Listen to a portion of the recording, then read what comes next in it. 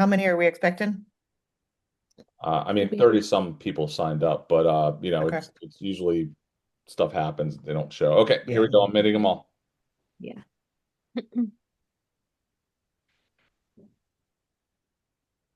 Hi, welcome.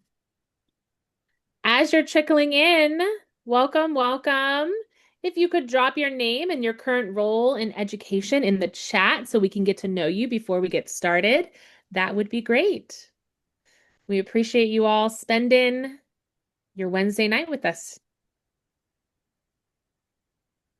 Welcome. Hi. I see Hey, Madeline. Teresa. Jen. Madeline. Hi, Welcome, Angela. Linda. Good to see you, Teresa. Good to see you. You can't type and talk. Hi, Angela. Melissa Leibowitz. How are you? Oh, hey, Melissa. How are you? Good. Hi, John. Welcome. And hopefully everyone can see that Angela dropped in the chat some of the reminders about getting started. Angela, do you want to do any announcement there with that? Sure. So it was actually going to be on a slide of mine, but I figured I'd put it in the chat. I'm going to have some interactive portion of what we're going to go through tonight. And so I just was getting you settled into what you could work on when we have our make and take. So that's in the chat. You can navigate to ChatGPT in a browser and have a separate browser for Notebook LM. And then I gave three suggestions of things you might want to have ready. So when it's time to make and take, you don't have to go searching for it. Great, thank you. Hi, welcome. Oh, we've got a proud NDMU graduate in there. Thank you for coming. So we can go ahead and get started. I'll introduce myself. I'm Chelsea McClure. I am an assistant professor of STEM at NDMU, and this project is collaborative with Ryan. Do you want to introduce yourself? Sure. So I'm Brian Schaff. I'm Associate Professor of Educational Technology. Welcome, everybody. Welcome. We are the Fearless Duo bringing these pop-up PDs to you each month. And this is through an MCCE grant, which is hosted by the eStream Learning Labs, which is bringing information and making it accessible for all of you to come and learn some new technology or just a new strategy to use in the classroom. And now I'm going to hand it over to Ryan to introduce our fabulous presenter today. Absolutely. So it's my pleasure to introduce you to Dr. Angela Snyder. She is an associate professor in the School of Education at Notre Dame. I've known her for 15 years, where she leads work in assessment, accreditation, and doctoral research development. She's been here since 2009, she has become a central contributor to the university's research and technology initiatives, co-chairing the School of Education's assessment committee and serving on key committees on like the university assessment, and MDMU's very own AI task force. She's a methodologist. She's an awesome, if you're ever taking PhD, ask for her to be your methodology or your chair, and you'll be lucky because she's fantastic. Let me help. There we go. So her scholarship focuses on teacher prep, assessment, doctoral student support, and the integration of mindfulness in AI and educator development, with publications, book chapters, and extensive national and regional presentations. So prior to Notre Dame, she served as a graduate faculty member and project director at Virginia's Commonwealth University and on federally funded initiatives related to emotional and behavioral disorders, early childhood interventions, and classroom climate. Through her teaching, mentoring, and leadership, Dr. Snyder advances research-based, equity-driven educator preparation that supports both P through 12 learners and the doctoral scholars she serves. So, welcome, Angela. Do you want me to launch the poll before you say hi or after? Sure. Well, why don't we launch it while I say Yep, hi? So, hi absolutely. everyone. I love my invited speaker bio. It's a lot to live up to. So, hopefully tonight you'll get some good information. I just have a quick poll, just two questions. I kind of want to know what you think of AI and how often you use it, just so I have some idea of the audience that I'm speaking to tonight. And I'll just go ahead and show everything. It's anonymous. Don't worry, we're not collecting any data. We're being ethical with our data collection, being as transparent as possible.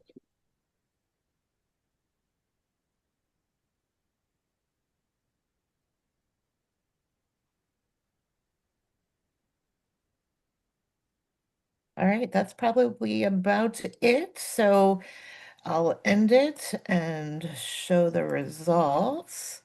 So I'm glad no one's afraid of it. It's a lot to overcome if folks are afraid of it. So I'm glad that no one's there. And it looks like a lot of you are already users. So I'm pleased to hopefully bring you something new tonight. All right, so we'll stop sharing that and get that out of the way. All right, is there anything else, Ryan, that you needed to share with the group? No, we'll save the brainstorming board for the end.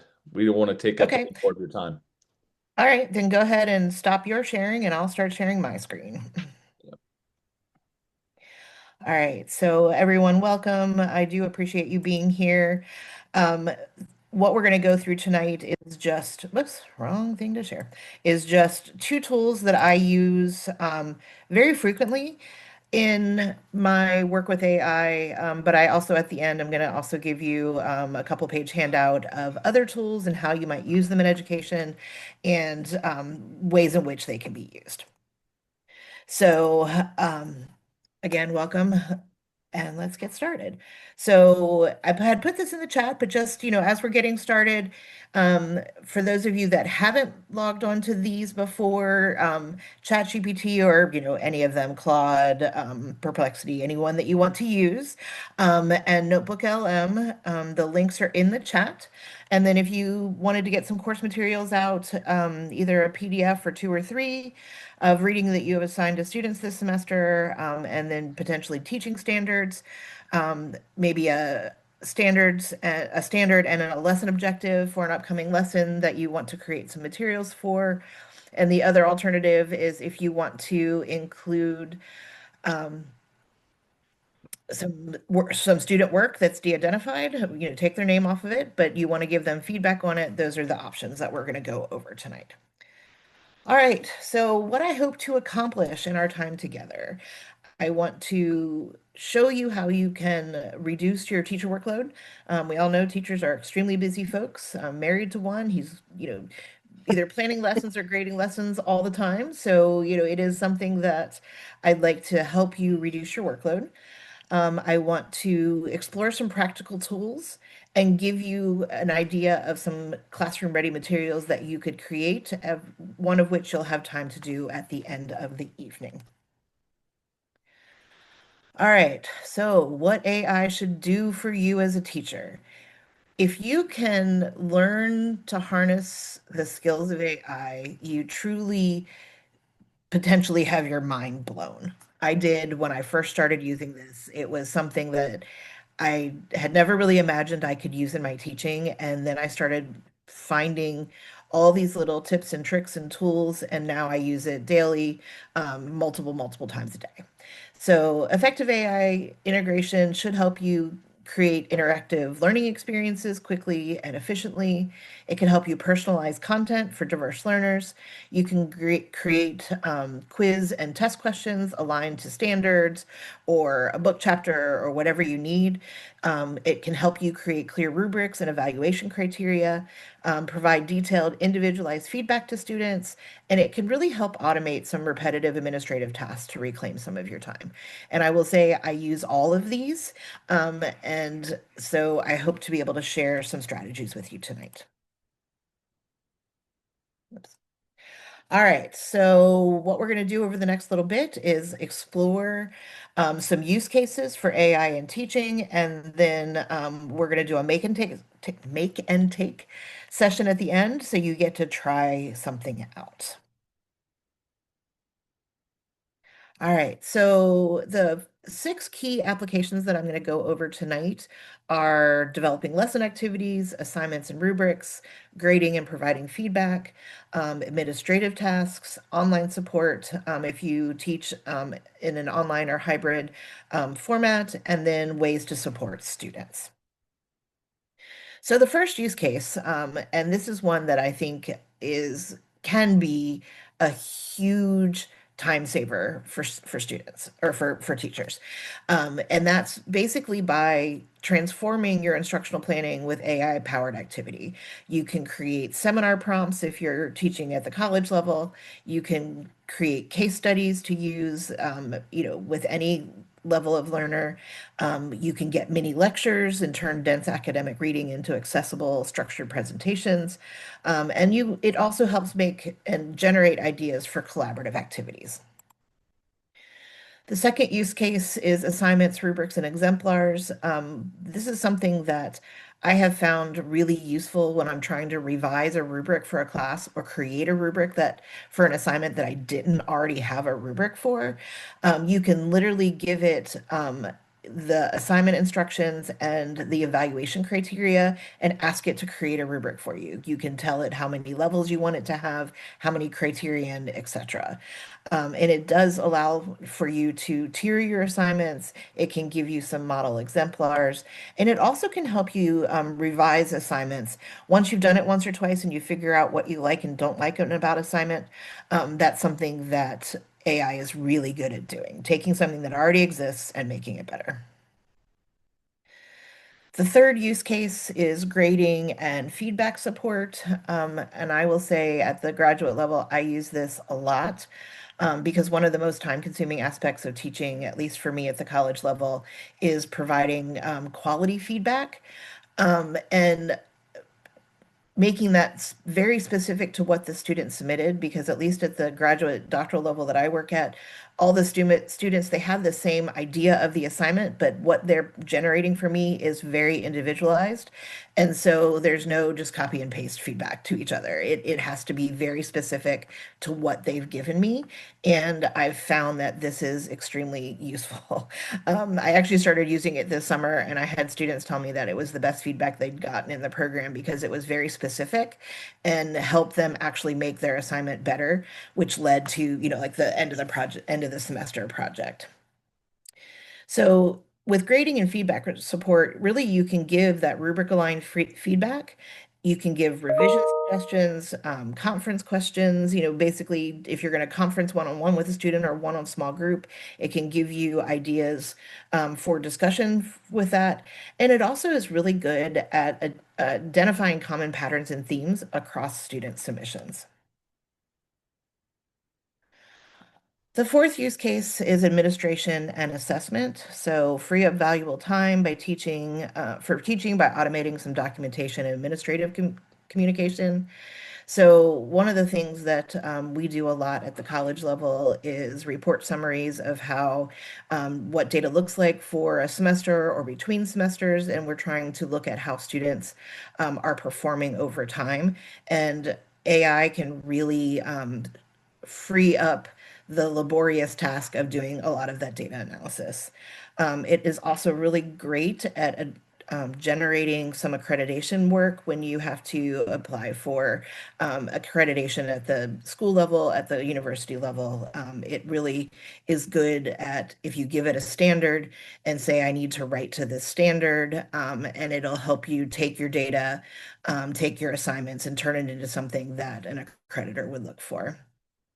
It also is really great at taking meeting notes. I teach almost exclusively online, and I'm always running an AI companion because then I don't have to take meeting notes. And that's something I greatly, greatly appreciate. And then lastly, it also really helps with things like email and announcements and parent communication because it can help you create a template that you can send out via email, that you can post on your school website or your classroom website, however you might want to do that. The fifth use case, excuse me, is if you teach online or in a hybrid course format, one of the things that I really like for this is that it really can help you take materials that you created for face-to-face lectures and turn it into structured online modules, that it takes the bulk of the work out of it for you. Then you just have to clean up what needs cleaning up. I also really like it. I teach a lot of, or I used to teach a lot of special ed classes, and it would give me really good case studies to use with my students. And so, if I say generate a case study where the school is not in compliance with the student's IEP, and give it some identifiers or demographic data that I want it to share, it'll create a nice summary case study that my students can then analyze. It's also really good at generating discussion prompts, so design thought-provoking discussion board questions. When I started using AI in my online discussion boards at the college level, I honestly was getting so much better responses from students. It took away that kind of check the box, just spit out and regurgitate what the reading was about. It actually made them think and write their opinion and how they would apply it, and I really liked that. And it's also good if you have are having your students watch a video in class or for homework. It can give scripts or engaging questions that you can embed right within the video, that stops your students and say, okay, what do you think about this? Answer this question. So those are just some ideas of how I use them. And then the last one is for personalized student support. So one of the things that I think this helps with, at least for me, is when I get a email from a student and they're asking for support or they're asking for extra time or whatever, and I need to send them something back that's supportive yet shows my boundaries. AI is really good at helping me keep those boundaries in place. It also does really great with custom study guides. So you can even direct your students to a platform, one that I'm going to show tonight, to create their own personalized study guides.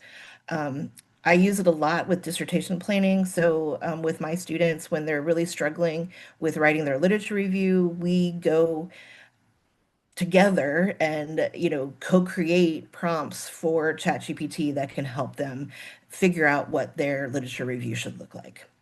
And then lastly, it's also really great, and this is something that I use it for a lot, is well-being resources. With my doctoral students weekly, I do a mindfulness activity with them.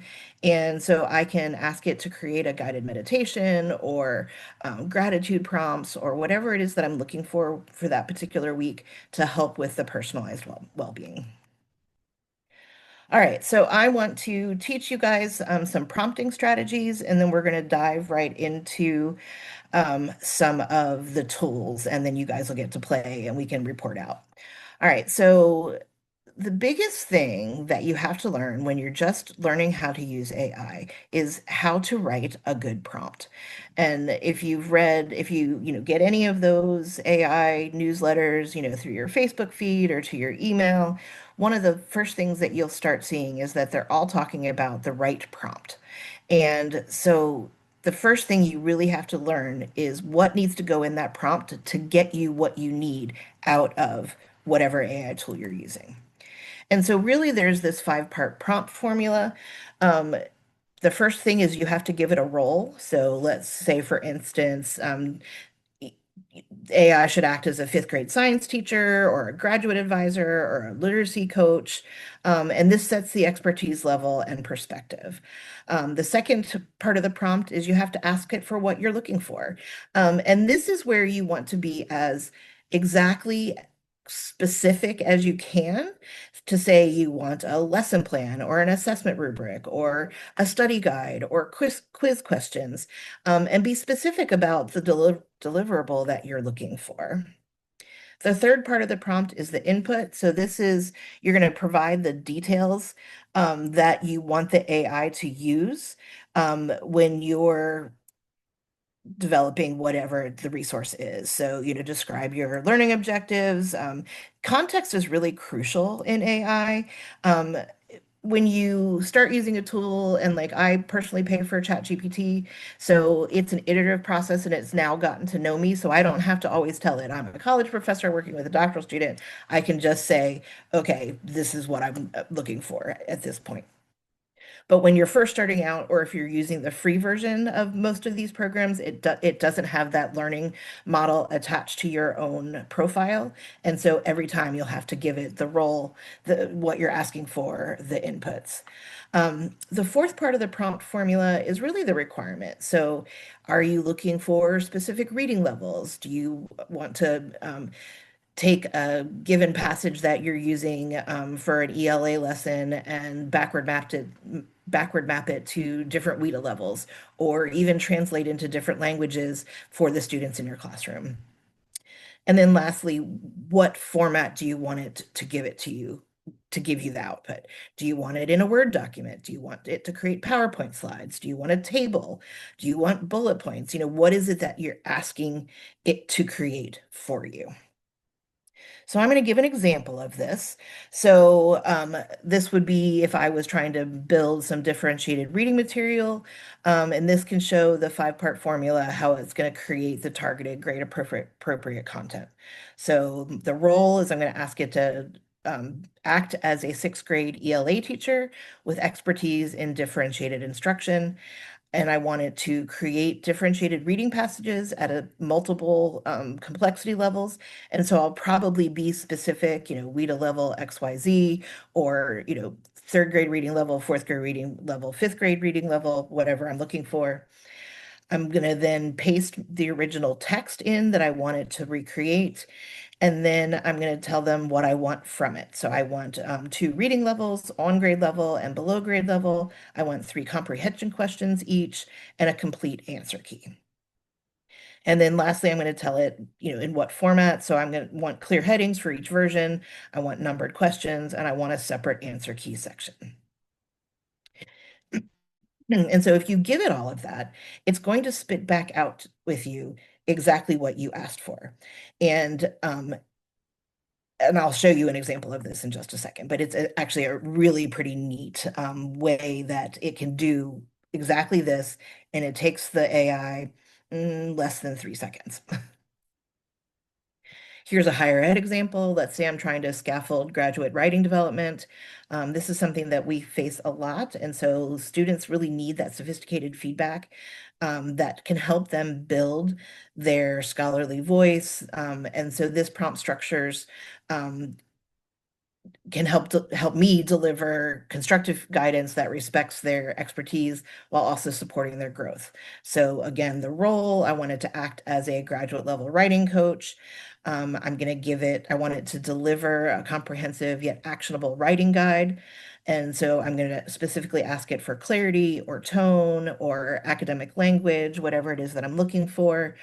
Then I'm going to submit this specific writing sample that needs review. I'm going to ask it to identify strengths, areas for improvement, and next steps. And then I want to have it organize it with using bullet points with clear headings. And then this will give me something back. And I can even say, write it in a supportive tone, or write it as, someone that has no knowledge of their topic and needs to learn. And so there's all different ways that you can use this. All right, so we're going to look at 2 specific tools, and then I'm going to show you those examples, and then we're going to have a chance for some make and take. So the first one that I use, like I said, I actually personally pay for ChatGPT. I've tried a bunch of different ones, and this is the one that I have found gives me closer to what I want with fewer number of prompts. And so this is the tool that I like, but there are so many out there. So I kind of look at ChatGPT as the Swiss Army knife of AI teaching tools. It's really versatile. Um, and it really, for me, is become my thought partner in so many of the tasks that I do every day with my students. And so here's 6 different things that it can do for you. Again, the activity development, the assessment creation, differentiated content, rubric development, student feedback, or even research assistant. So I'm going to give you an example of a differentiated reading instruction using AI. And so let's say I have a reading passage. I'm teaching ninth grade English, but I know I have some students in my classroom that are on much lower le reading levels than ninth grade. The lowest one is back at the fifth grade level. So I want to make sure that with presenting the same book and the same text, I can allow students to be met where their needs are. All right, so here's the example. So, The Giver by Lois Lowry. This is a book that's often taught in ninth grade English. And here's a quick summary. Jonas lives in a meticulously controlled community, excuse me, where citizens cannot make personal choices or experience genuine emotions. When he's selected as the next receiver of memory, Jonas feels both honored and apprehensive about his assignment. Through training with the giver, Jonas receives memories of color, love, and suffering, experiences his community abandoned generations ago. And these revelations transform his understanding and lead him to question the seemingly unbreakable rules governing his world. Well, I know that that passage might be a little too much for students reading below a ninth grade reading level. And so I'm going to have it give me two different reading levels, a fifth grade one and a ninth grade one. And I also am going to ask it to create comprehension questions with the answer key. So the simplified text, basically Jonas lives in a place where everything was controlled. People could not make their own choices or feel strong emotions. The discovery was that Jonas was chosen to be the new receiver of memory. He felt proud but scared. And then the growing awareness for the student is that he learned about colors, love, and sadness from the giver. So then it developed reading level appropriate comprehension questions. And I asked it to create three, so it gave me three and it gave me the answers. Compare that to this ninth grade reading of the same text, but on a different level. So Jonas lived in a regulated society. You can see it's using more advanced vocabulary without personal choice or emotional depth. Being chosen as the receiver of memory made him feel both pride and fear. So his training revealed memories of color, love, and suffering, experiences lost to the community. These encounters broadened his understanding and led him to question longstanding rules. So gets at the same idea, the main concept that the passage was trying to explore, but it does it at a language level that is higher than a fifth grade student. Again, I asked it to give me three comprehension questions and the answers, and it was able to do that very, very quickly. So this is an actual one that I did when I was creating this presentation, and these are the actual output that it gave me. Keep losing my mouse. All right, here's another example, and this is instructional activities and an assessment. So if you wanted to start with a lesson objective and a standard, you could quickly generate student activities, including a warm-up, lecture, partner activities, and an exit ticket. So here's an example of how that might work. Let's say, again, I'm a fifth grade ELA teacher. I gave it a standard, R1 5.2. This is from the Maryland College and Career Readiness Standards. And the standard is determine two or more central ideas in a text and analyze their development over the course of the text. Provide an objective summary of the text. So I took that standard and had it write me a lesson objective. But oftentimes, I know a lot of the school systems blueprint have their lesson objectives already formulated for you. So by the end of the lesson, students will determine two or more central ideas in chapter 3 of The Boy Who Harnessed the Wind, the Young Readers Edition, and explain how each idea develops using supporting details as measured by a rubric scored summary demonstrating accuracy, objectivity, and inclusion of relevant details. So I had it generate a warm-up activity. And so this particular one, you could display three sentences of text on the board. And then students had to choose one big idea from the clues from the snippets and explain in a quick jot format, how they think this idea might be important in chapter 3. This could be a pre-reading of chapter 3 idea. And then the instructional activity, I had it create a graphic organizer. And then, so we would work with the students to using the provided graphic organizer, collect text evidence while reading, and use this to write your summary. And your summary is your exit ticket. And so I just basically asked it to create an exit ticket. What's the central idea for chapter 3? What's supporting evidence?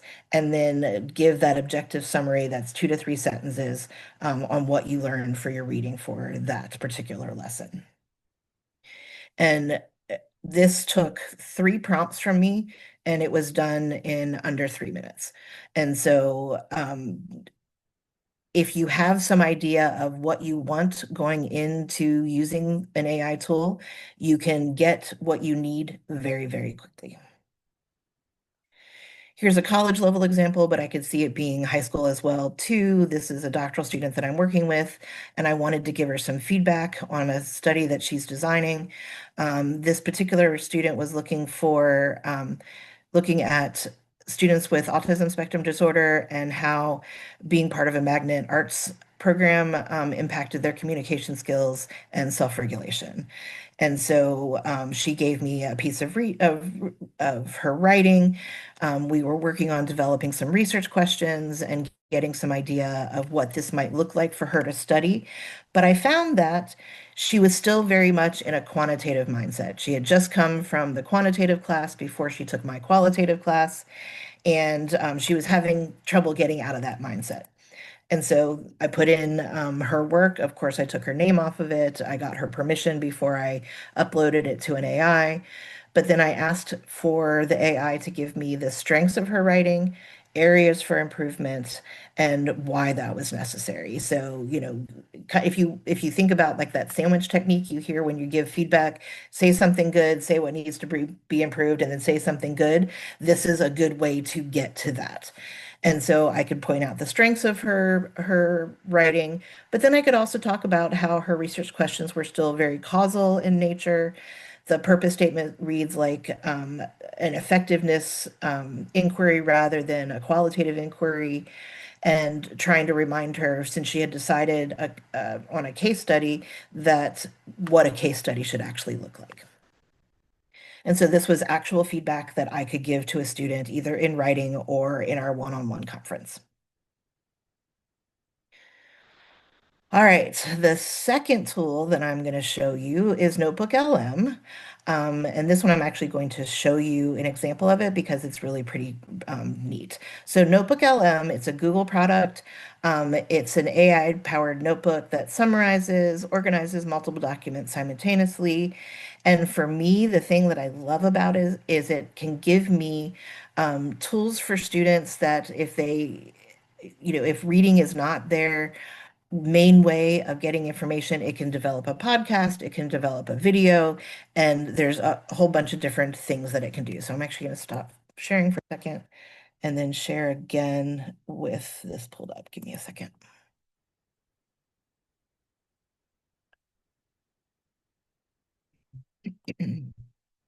All right, so this is Notebook LM, and there is a free plan. And so you go to Try Notebook, and it'll pop up the app. And then these are ones that I've already made. So the one that I'm going to show you today is something on qualitative data analysis. This is something I actually just recently did with my students. Let me make this bigger. I have to get that thing out of the way. All right, so I gave it the 3 readings that I gave to my students over here on the left, this data analysis article by Ryan, this Thomas data analysis article, and then also this Ryan and Bernard data analysis article. Then I also created a study guide that I'd already created, and so I uploaded that too. So this AI then had my 4 inputs. The neat thing about Notebook is because it's using your work, it's not going out to the internet to find things, so it doesn't hallucinate. It simply uses what you upload. So it can give you a summary, and then it can create a video overview, an audio overview. It can create a mind map. It can also create a study guide, a list of vocabulary from the reading, and it can actually generate quiz questions as well. The thing I wanted to share with you, because I think it's kind of neat, is this audio overview is like a podcast. So let me play. Oh, I don't need it to generate. I just need it to actually read it. Welcome back, everyone, for another deep dive. Can you This hear it? time, we're going to be looking at identifying themes in qualitative data. Ooh, that's a good one. Yeah, and And it can be anywhere. It's not just in what people say, but it's also in the pictures they take, the objects that they surround themselves with, even when they're quiet. oh, that's interesting, like what they're not saying. Okay, so that kind of gives us a general idea, but before we go full Sherlock Holmes here, can we just back up for a second and define what exactly do we mean by a theme in this context? Sure. So, So I just wanted to just play that little clip. All I gave it was my four sources, and it developed this 20-minute podcast with people that sound pretty real to me. And I listened to the whole thing just to make sure it was actually accurate.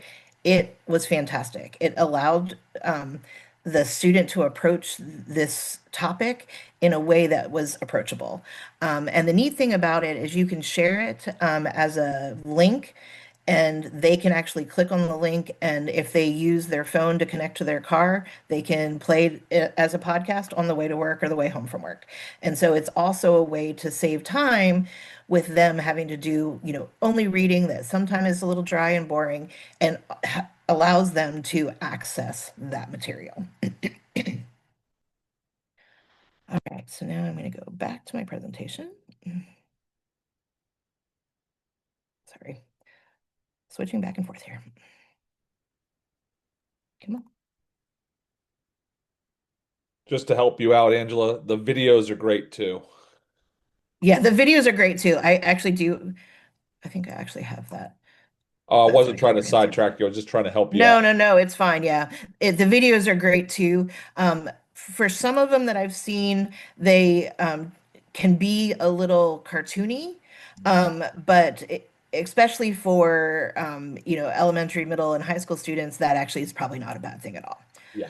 All right, so let me get out of that. It's just not letting me find my PowerPoint. There we go. Okay.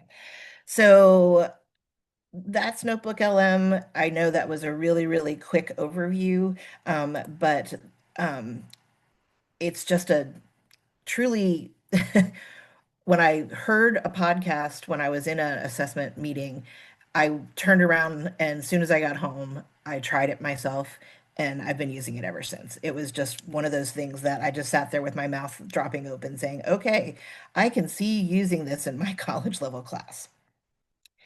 So, what we're going to have time to do now is I want you to pick one of these four activities, and using either ChatGPT or Notebook LM, I would like you to play with this a little bit.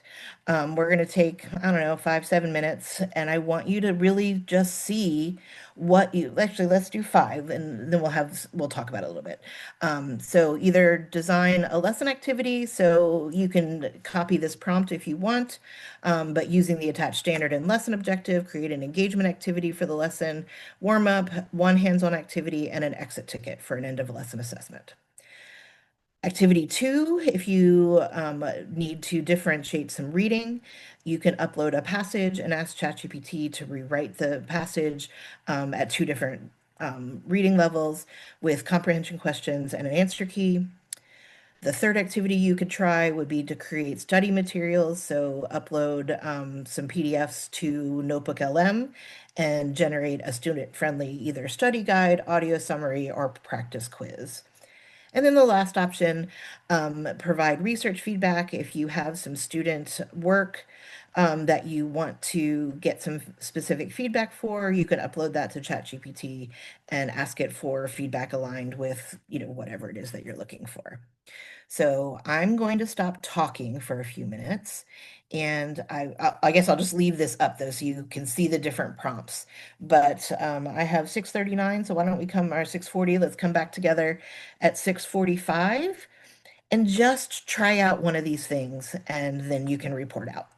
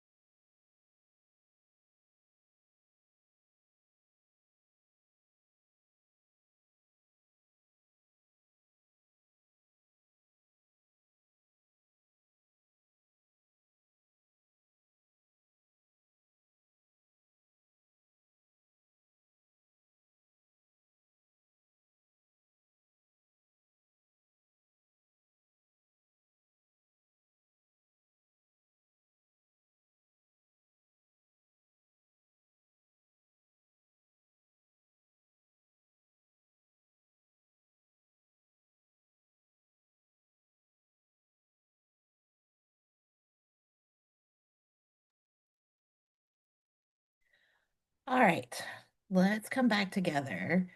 I would love for one or two people to share with me something you tried.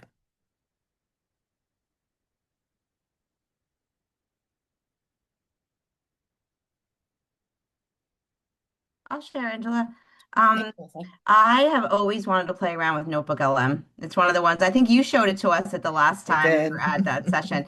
I think it's amazing, and I do tell students often that using it's more reliable to use a tool or even use ChatGPT where you upload something that you've already done rather than just search the world, right? And so I Mhm. tell them that's a very ethical use versus the opposite and safer bet. And so I tried it for an ethics, as ethics and education document. I had found a PDF to share with students about ethical categories in education, and I have them use it as a source when they're practicing with scenarios, which I also use AI to create. But I took the ethical principles and I put them into the audio output so that they can listen to ethics rather than just read them and then Yeah, use them for their scenarios. I like that because I mean, I know for me, reading about ethics is a little Ugh. dry, and Yeah, the yeah, podcast is a yeah, great way to get that ethics lesson in there without having yes, to read dry text. exactly. And I think it's also great for them. I love how it has all the study guide abilities in there, so that's such a great tool for us to introduce them to, as for Hmm. us as future teachers, right? And for themselves for learners. So, Right. Right. And it's one thing that, when all of these tools, the two tools that I introduced, and then the ones that I'm going to share in the chat in a few minutes, um, are tools that we can also teach our students to use. You just have to teach about reliable, ethical, and responsible use. And I'm going to talk about that here in just a second. All right. Does anyone else want to share something that they created tonight, or how they used one of these tools in the past?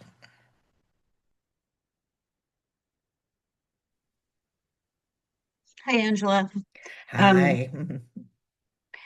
so I used it. I've never used the Notebook LM.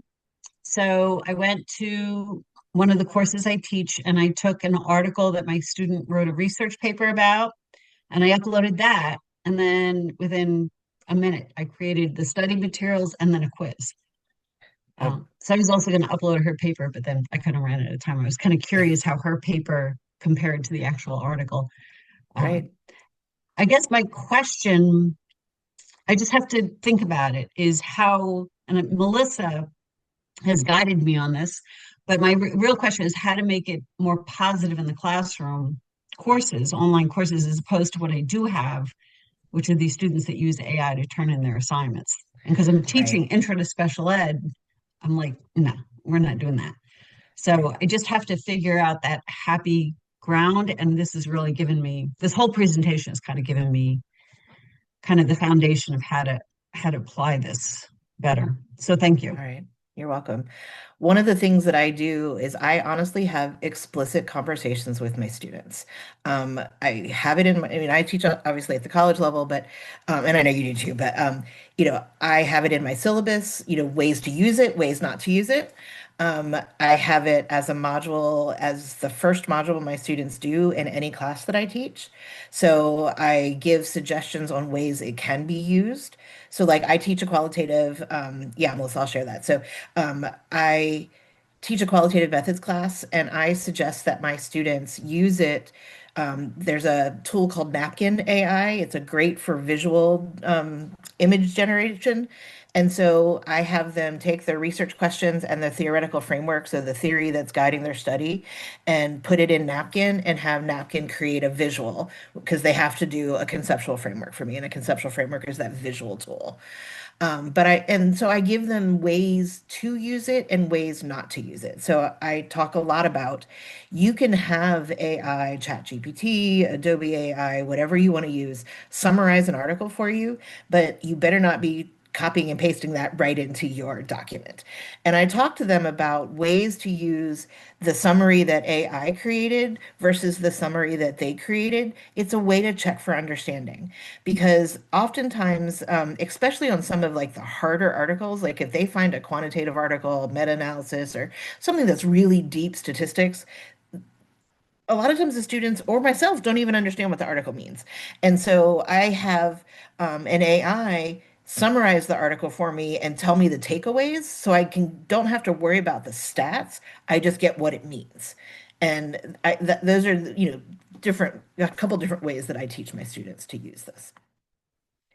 All right, so let Angela, me as a open. quick follow-up, Uh-huh. so you don't remember this, I'm sure, but you guided me with EdTPA.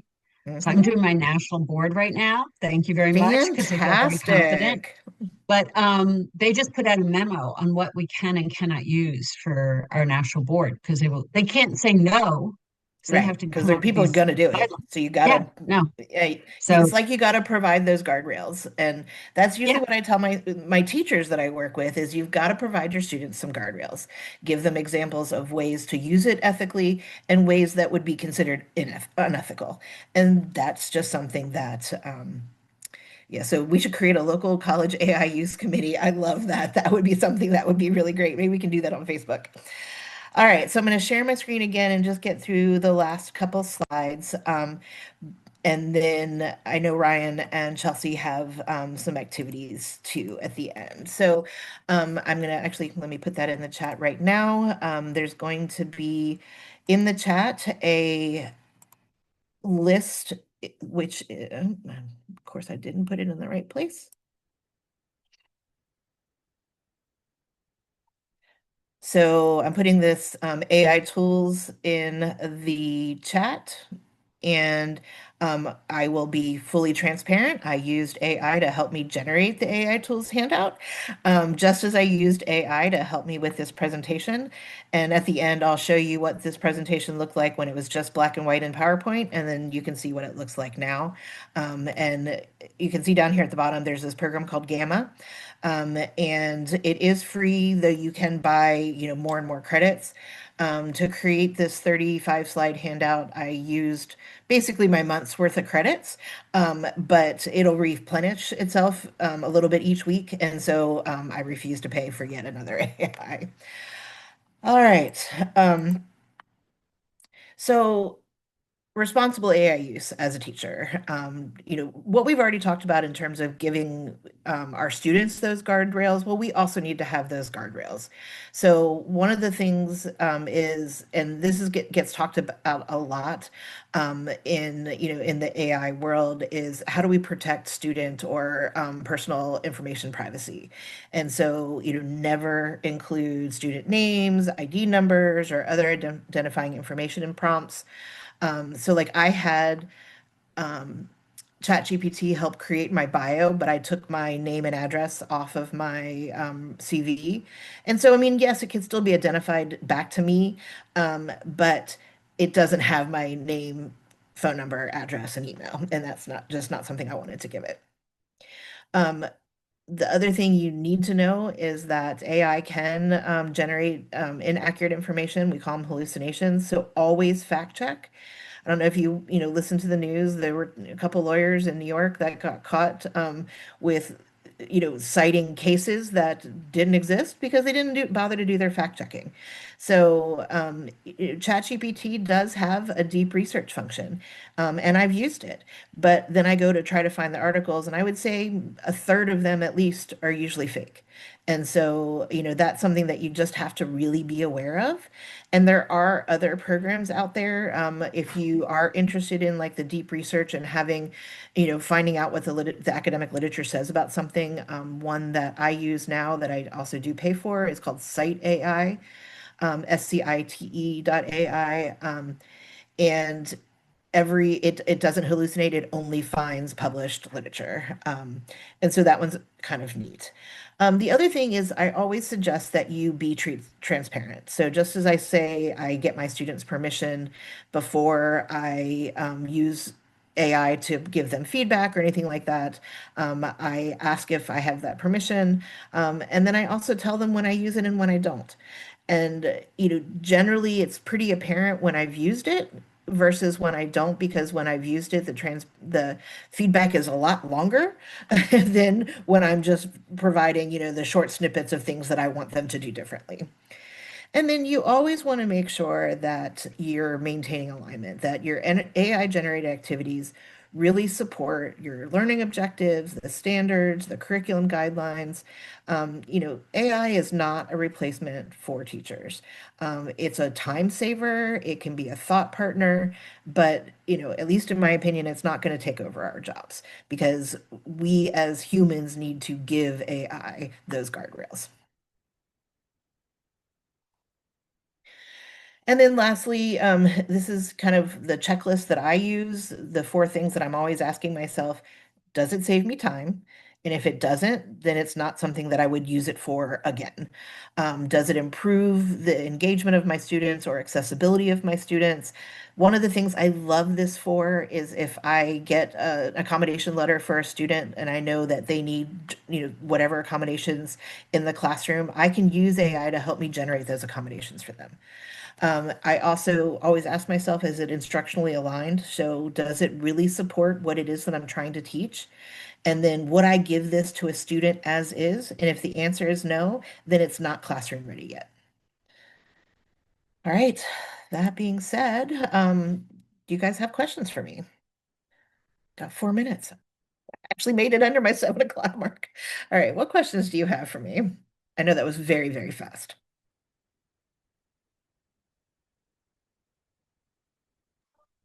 I thought it fast but great, and I'm getting braver.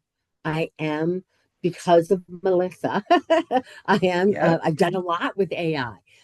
So I used to be kind of really afraid of it, but no, I mean this was wonderful. I would love Thank to you. know when you're going to do something like this again. Well, you can always come. We have a 4-course postmaster or post-bachelor certificate in AI for teachers. Mm, Enroll in the that whole would be 4-course sequence or just one of the classes, all that kind of stuff. I'm designing a cool. class and teaching it, so those will be pretty neat. Any other questions?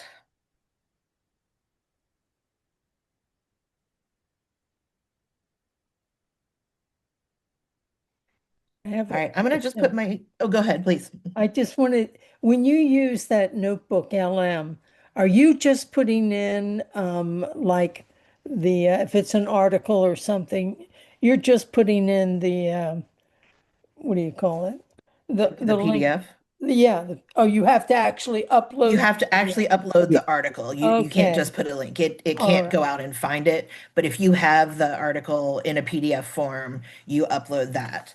Okay. Um, so like I've actually used it for EdCPA for my EdCPA class. I've uploaded a couple different handbooks in the course that I teach, and I've had it create podcasts on a couple different resources, and then my students have access to those because, God knows the EdCPA handbook is like 90 pages, and we have a hard time getting students to read material, and Sure. sometimes that podcast is a alternative way to get them the content without them having to sit and read and digest all of that.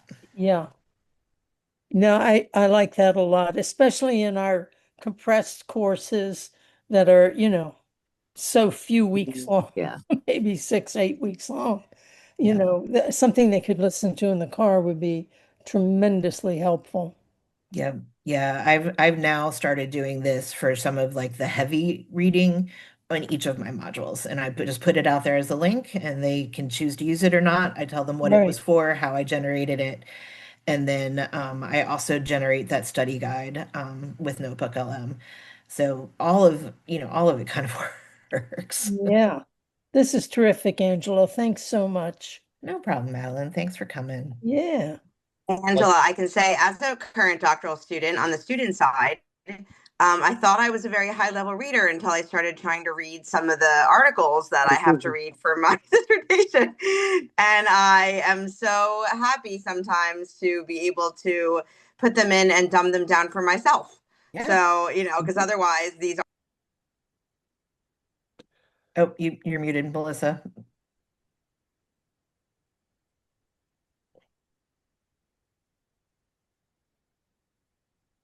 She may have I think frozen. she Oh, froze she now. Yep. froze. Yeah. Yes. Yeah. As Yeah, she, so yeah, I mean, I honestly I use there's one that is pretty cheap. It's only like $1.99 a month. And it's called Adobe AI Assistant. And this will summarize any PDF that's in Adobe.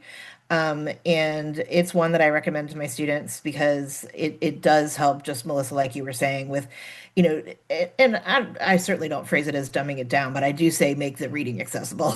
So, I Yeah. mean, it really does. Some of these articles, you know, yeah, I'm a PhD and I couldn't have written like that or read what they're trying to say. And so I use it for that a lot.